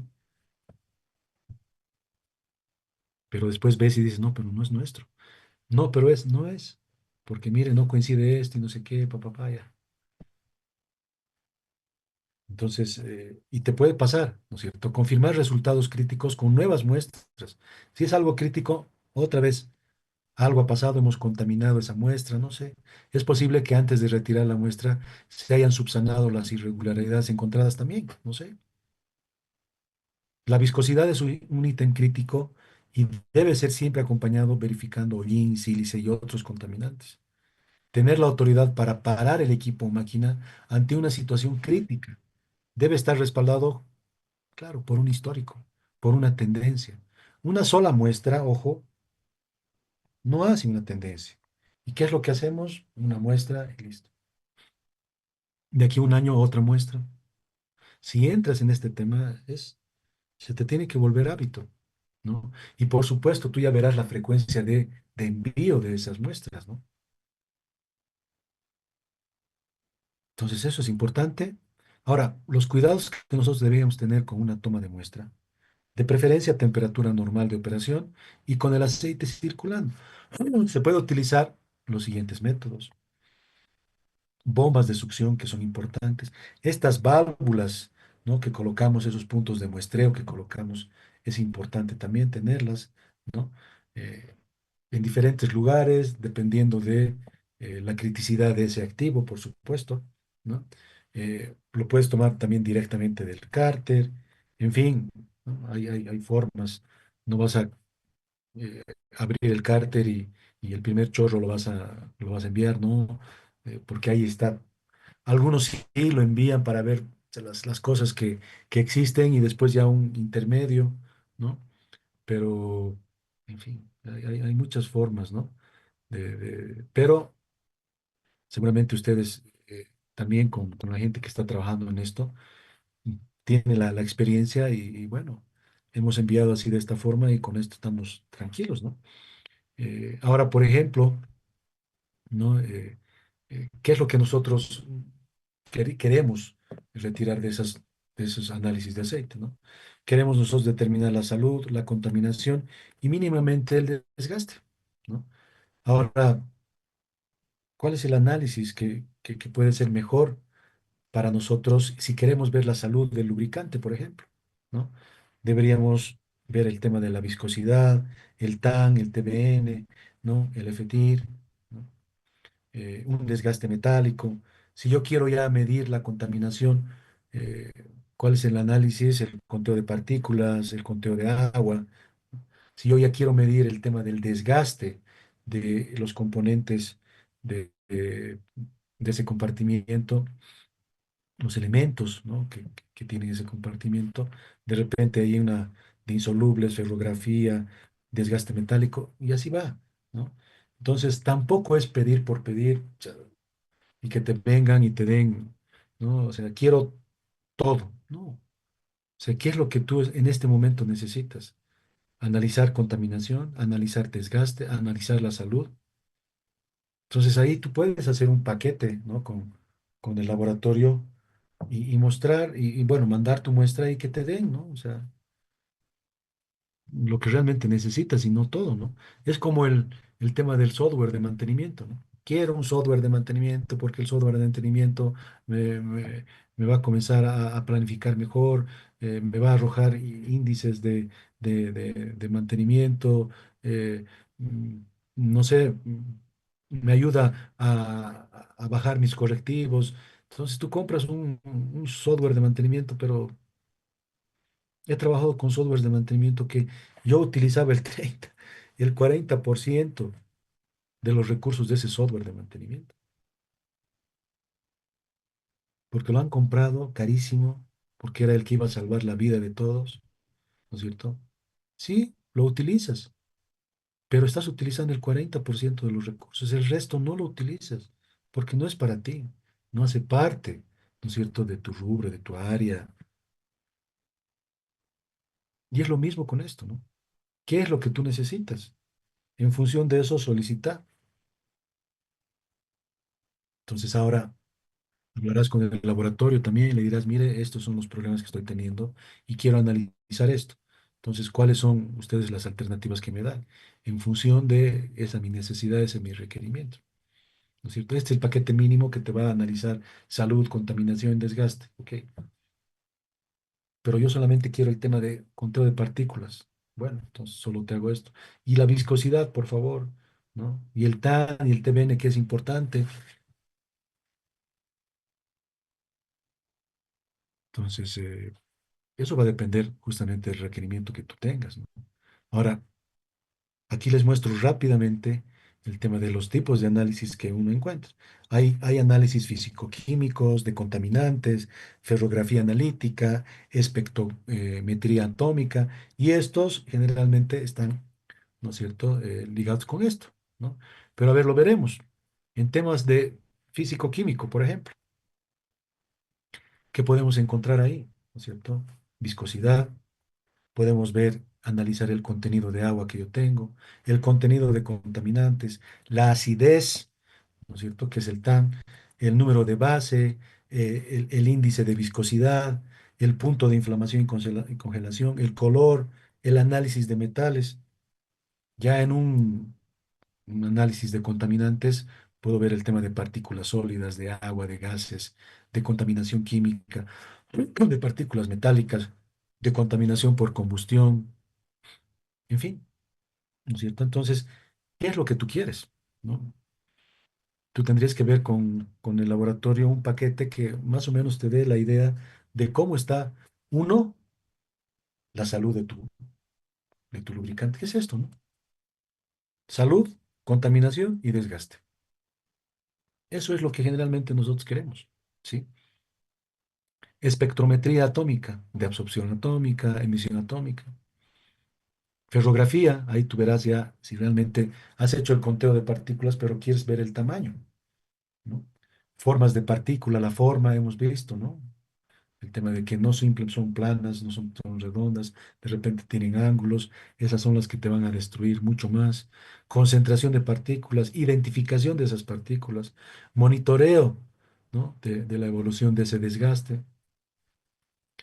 Entonces, ¿cuáles son los beneficios que tú vas a conseguir con esto? La programación de intervenciones, la anticipación de fallas, mejor disponibilidad de tus equipos, porque no vas a estar parando a cada momento y no va a haber paradas, esas catastróficas, ¿no es cierto? O esas que te agarran en curva. Ojo, ojo, en mantenimiento las sorpresas siempre son malas. En mantenimiento, y digo siempre, en mantenimiento, un sábado en la tarde, cuando estás con tu familia, un domingo en la tarde, cuando estás con tu familia o en el almuerzo, si te llama alguien de mantenimiento, y peor si te llama tu jefe, no es para avisarte y darte la sorpresa de que mañana vas a recibir un bono. No te va a llamar para decirte que estamos aumentando tu sueldo.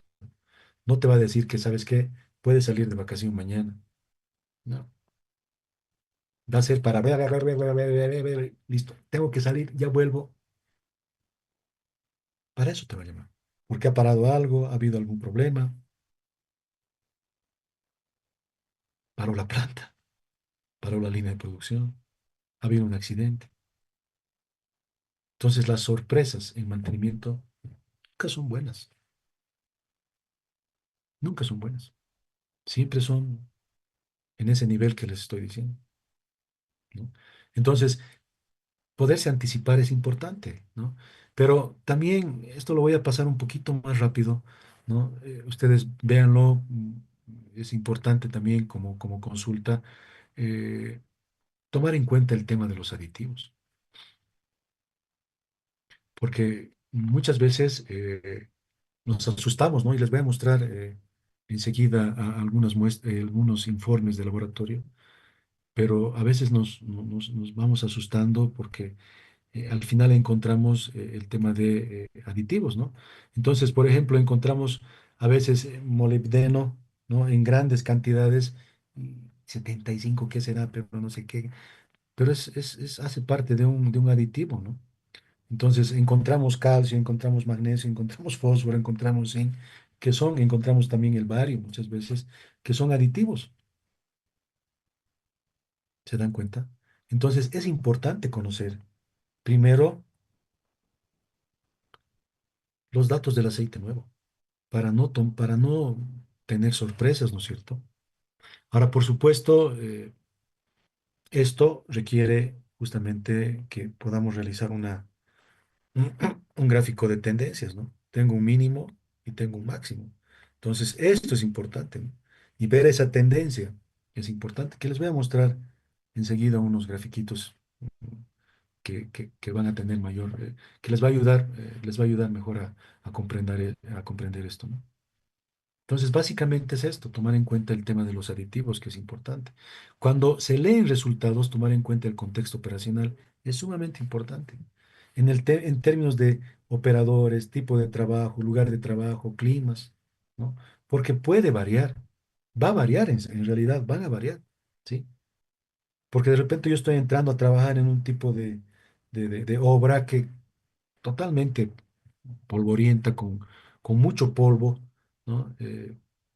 Versus otra que voy a trabajar, no sé, en en un lugar mucho más accesible, donde estoy de repente trabajando sin mucho polvo, ¿no? Es más húmedo. Entonces es importante ver eso, ¿ok? Siempre los contextos, buscar, no un promedio, pero sí, evidentemente, ver que mis activos están en todo lado, entonces no puedo, ¿no es cierto?, obedecer o tener esas mismas tendencias. No van a ser iguales. Generalmente hacemos uno para todos, una flota de palas cargadoras. Listo. Esta es la tendencia, no. No, seguramente no, porque tengo diferentes operadores. Hasta el tema cultural es importante. El operador aquí en el altiplano es totalmente diferente al operador allá en el llano. Aunque no crean, es así. ¿Cuál cuida más, cuál cuida menos? Ustedes saben, ¿no es cierto? Entonces, pero de repente el del altiplano más cuidadoso, o de repente del llano es mucho más cuidadoso el que o sea, hasta la cultura hace diferencia en esto, aunque no crean, ¿no? Entonces, y hoy día es mucho más, ¿no? Porque realmente, o sea, lo que vemos allá afuera eh, no tiene, de repente no tiene mucho que ver con, con, con, con la descendencia, en el lugar donde yo he nacido, ¿no es cierto? Hemos conocido collas, pucha, que son responsables, pero collas que son totalmente irresponsables. Hemos conocido gente del Oriente que son también muy responsables, pero otros que no, o sea, entonces, hasta para eso, el jefe, el gerente, ¿no es cierto? Tiene que tiene que conocer su gente, ¿no? Entonces, ¿con qué tipo de personas yo estoy trabajando y cómo yo puedo llegar a esas personas, ¿no? Eh, Algunos de repente tú quieres implementar algo y son reacios. ¿Cómo llegas a esas personas para que cambien su actitud, para que cambien su forma de ser, para mejorar esos ambientes de trabajo? ¿Cómo lo haces? Entonces se convierte en algo interesante, ¿no? Al final. Entonces, básicamente yo no voy a entrar en el detalle, como les digo, porque es bastante lo que tengo aquí, pero en términos de viscosidad, por ejemplo, la viscosidad del aceite del motor se viene a 100 grados Celsius, como lo hemos visto, y estos están establecidos con la SAE J300, ¿no es cierto? Entonces, pérdida de viscosidad, mayor desgaste de cojinetes por falta de lubricación hidrodinámica, aumento de viscosidad, mayor desgaste de anillos y alta presión de aceite. Puede suceder, ¿no? Si bajó la viscosidad, las causas más probables pueden ser dilución con aceite más delgado, contaminación por combustible, rotura o ruptura de polímeros, por cortes, por cizallamiento, altas temperaturas, presiones, ¿no? Rotura del aceite base, el aceite básico de baja calidad. puede hacer perder su viscosidad. Entonces tú ya tienes una idea y con esto tú buscas realmente la causa raíz del problema que tú estás en ese momento enfrentando. Y eso es lo que también en mantenimiento nos lleva a ser más eficientes. No simplemente a cambiar el elemento que se ha roto. Simplemente se rompió, lo cambio. Pero, ¿qué es lo que ha pasado para que no vuelva a romperse? Y eso es lo que nos ayuda el tema del análisis de aceite. Justamente a ver, ¿no es cierto?, qué componentes son los que realmente están comenzando ya a fallar, ¿no? A degradar, porque puede ser algo interno, como puede ser algo externo. Algunas acciones malas que yo estoy tomando ahí antes de colocar el aceite, yo ya estoy de repente contaminándolo. O en el almacenamiento de esos baldes, de esos turriles, algo está pasando. Ya están viniendo contaminados. Entonces, es una forma justamente de conocer la causa raíz, ¿no? Si ha bajado la viscosidad, puede ser eso. Si ha aumentado la viscosidad, oxidación de ese aceite por altas temperaturas, altas revoluciones, baja calidad de ese aceite básico, cocción del aceite, contaminación por agua, por glicol, de repente la falla de la empaquetadura de la culata, algún sello, alguna perforación de camisa, bloque, en fin. Contaminación por alta acumulación de hollín. Eso es lo que te puede llevar a aumentar la viscosidad. Combustible de baja calidad, mala combustión, ausencia o falla del termostato, en fin, problemas con las bombas, con los inyectores. Hoy en día ya no se utiliza esto, pero bueno. Contaminación por tierra, falla del filtro de aire, perforaciones en el sistema de entrada de aire, porque muchas veces cambiamos el filtro, chao, pero de repente en todo ese circuito, como dice aquí, hay alguna perforación en algún sistema de entrada de aire. Alguien ha pisado donde no tenía que pisar, alguien se ha colgado de donde no tenía que colgarse, han comenzado a rajar algo y ahí puede ingresar el aire. Estás haciendo las cosas bien, el mejor filtro y lo cambias, pero no te estás fijando en los conductos, ¿no es cierto?, de entrada de ese aire, que de repente podrían estar mal. Mezcla con un aceite más viscoso. Ese tema de que faltó un aceite y utilizo el otro y bueno, y me he quedado con ese aceite ya. Estaba con un 1540 con un 15W40. No había, pero ponle el 20W50. Sí, no pasa nada, le pongo. Y se quedó con ese. La otra que salgo, ¿cuál aceite utiliza esa máquina? A ver, la última salida, 2050. Ah, ya, ok. Dame ese 2050. Listo. Y se ha quedado. Ya le hemos bautizado a ese activo con el 20W50. Listo. Nadie pregunta por qué, para qué, pero no, nadie. Todos son robots. ¿Por qué me estás pidiendo ese aceite si aquí en la última, dice el almacenero, ha salido este? Ah, entonces ese nomás dame. Ok. Contaminantes. Hay varios contaminantes que pueden aparecer en el aceite. Todos estos son dañinos y causan desgaste, ¿no? El análisis de aceite demuestra una contaminación en partes por millón. Y ahí, cuando se encuentra alto hollín, tierra, combustible u otro contaminante, hay que hacer un segundo cambio, ¿no es cierto? Después de pocos kilómetros para enjuagar todo esto, ¿no es cierto? Podemos encontrar silicio, esto lo voy a pasar un tanto rapidito también, contaminación de tierra, ¿no? Por cada litro, miren esto, por cada litro de gasolina que consume el motor, miren, por cada litro de gasolina, hoy que está escaso, por cada litro de gasolina que consume el motor, se necesita 8000 litros de aire para la combustión. Por consiguiente, el filtro de aire deberá ser de muy buena procedencia. Pero ¿qué es lo que hacemos? Vamos a la de la esquina, el mejor aceite.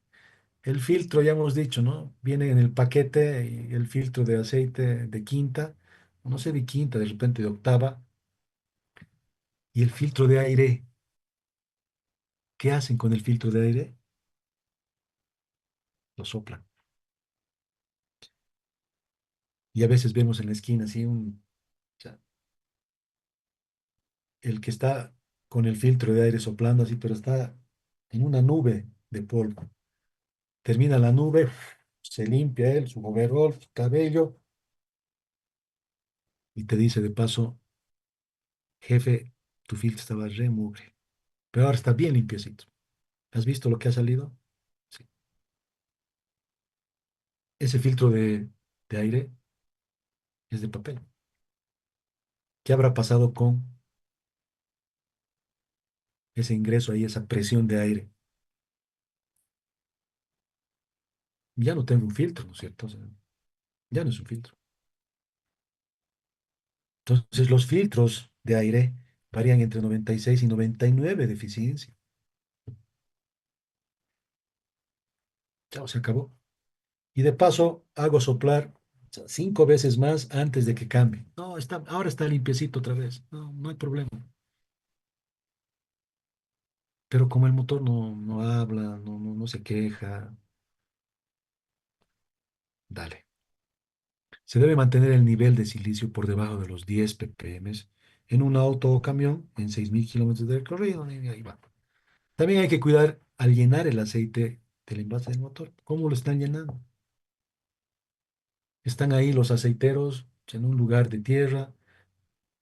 Menos mal, gracias a Dios, que ese aceitero es consciente del polvo y bueno, siempre todas las mañanas riega, ¿no? Con aceitito sucio su lugar de trabajo, para evitar, ¿no? Esa tierra, ese polvo.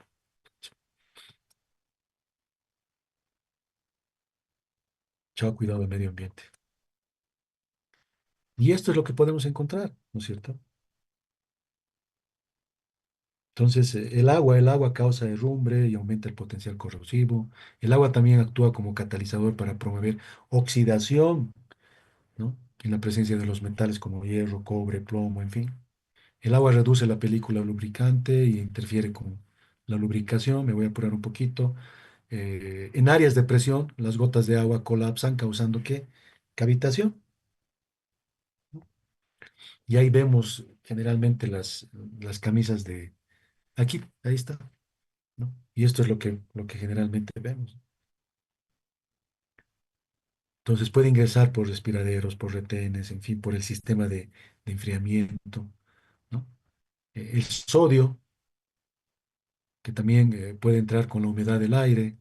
El sodio no está entrando por el sistema de refrigeración, hay que revisar los procedimientos de mantenimiento, lavado, o de repente también por el lavado, ¿no? Estoy lavando y de repente está ingresando por algún conducto.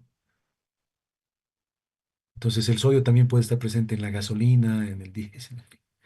Algunos de los nuevos aceites que cumplen la API utilizan un nuevo detergente de sulfonato de sodio, que va a aparecer en el análisis, pero es eso. El potasio, ¿no? Y así va, el aluminio. Hablando ya de desgaste, vamos a encontrar hierro, y normalmente el hierro viene en la fricción entre las paredes, ¿no? Cuando se termina esa película, pero también puede ser del árbol de levas, del cigüeñal, en fin. Entonces, por eso hay que conocer cuáles son mis componentes, ¿no es cierto? El cobre, el plomo, el aluminio, ¿no? El cromo, el estaño, la plata, el molibdeno. Ahora, es importante también esto, ¿no es cierto? Que generalmente también los fabricantes tienen esto, ¿no? Entonces, la composición de cada uno de sus componentes, ¿no? Y ahí está.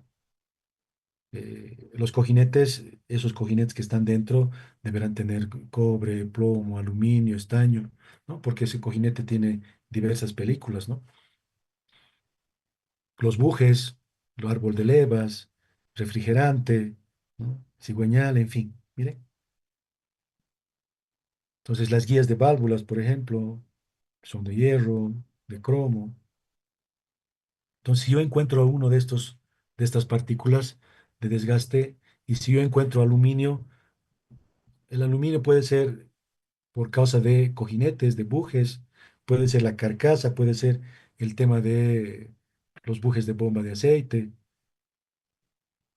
pistones, anillos, en fin, miren,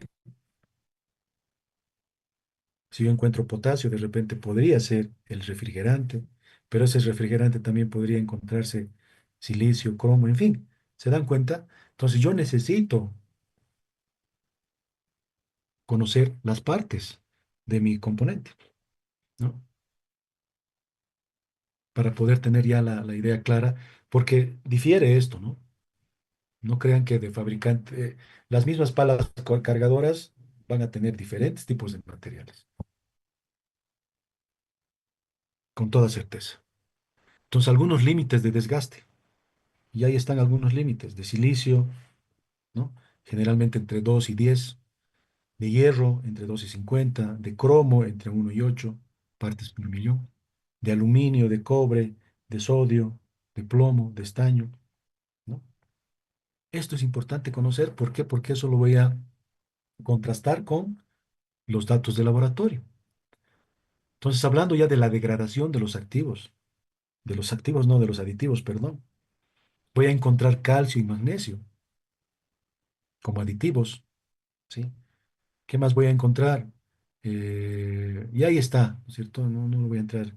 El zinc, el fósforo, el molibdeno también voy a encontrar, el boro, ¿sí? Entonces, el éxito de un buen análisis de aceite depende del establecimiento de los límites adecuados. Eso es lo importante. Entonces, como ustedes ven, hay algunos valores de los fabricantes, ¿sí?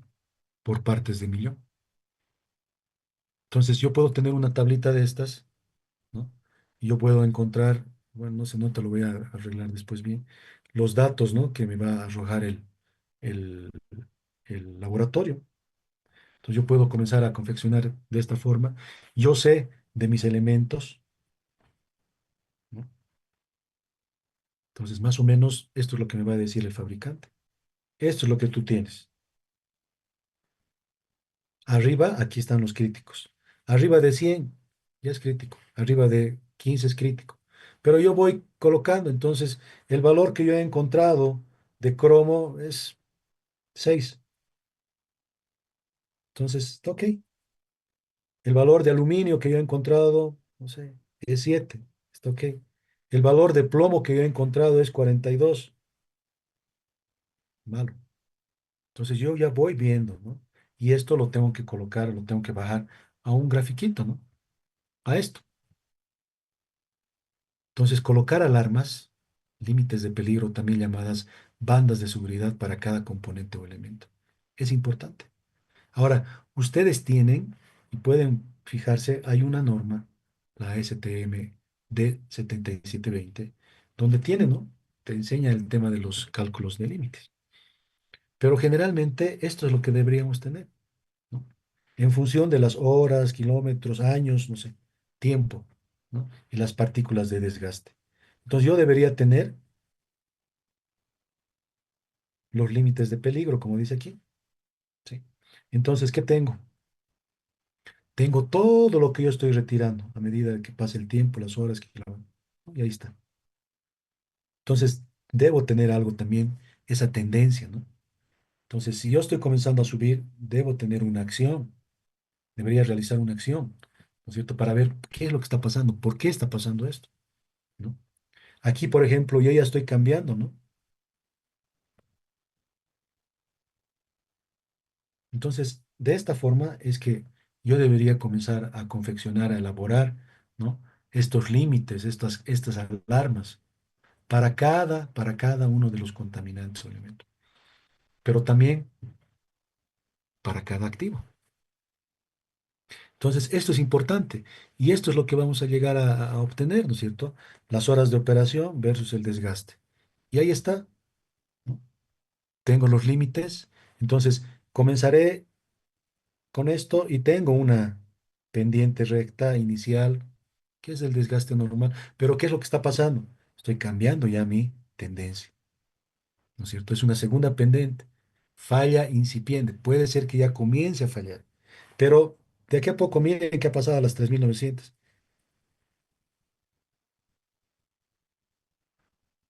No he hecho nada aquí. He llegado a esto. Si se dan cuenta, para eso no sirve, ¿sí? En el momento que yo estoy cambiando de curva, yo ya debería saber qué es lo que ha pasado.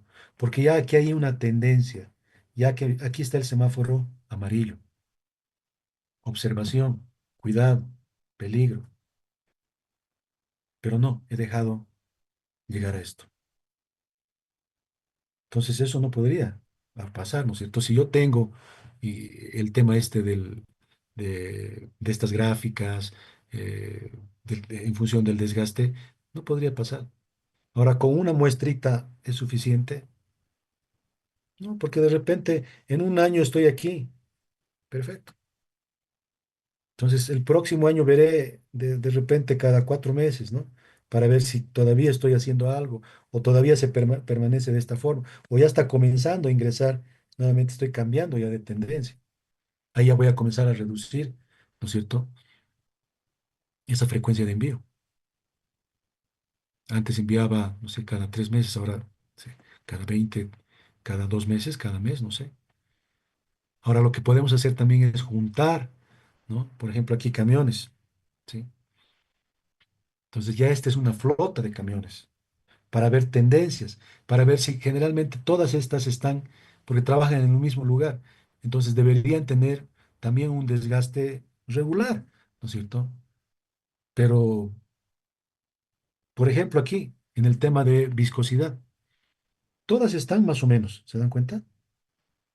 Hay algunas que están subiendo aquí, pero eso debería fijarme y decir, che, ¿cuáles son esas? ¿Qué es lo que está pasando? ¿No?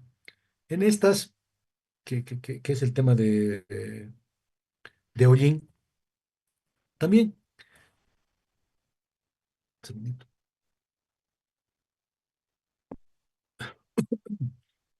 también, ¿no es cierto? Como que la tendencia es regular para todos los camiones. Hay algunas, miren, ¿qué está pasando con esta? ¿Por qué está aquí? ¿Cuál es el camión 10? ¿Qué está pasando? ¿Sí? O esta otra, ¿no? Porque generalmente debían estar todas igualitas, ¿no? Porque si son hermanitos y están en el mismo lugar, pero miren a medida que va pasando las horas, ¿no? Voy aumentando también la contaminación. En este otro, de hierro, miren aquí ya hay un problemita, ¿no? Estas ya se han distanciado. ¿Quiénes son estas? Entonces yo ya voy verificando, estas, tengo que atacarlas. Ok, estas otras también, ¿no? Y aquí igual, ¿no? Con el tema del TBN. Entonces tengo algunas que están fuera, ¿no? De la familia, ¿no? De esos parámetros. Entonces, para eso sirve. Entonces, yo puedo hacer millones de cosas, ¿no? Hoy día utilizamos softwares que ya hacen esto, ¿no? Entonces, lo puedo hacer en un Excelcito inicialmente y después lo puedo ya voltear a un Minitab, por ejemplo, ¿no? Entonces, ahora, conocer la tasa de desgaste es importante, la velocidad a la cual se genera desgaste en el componente.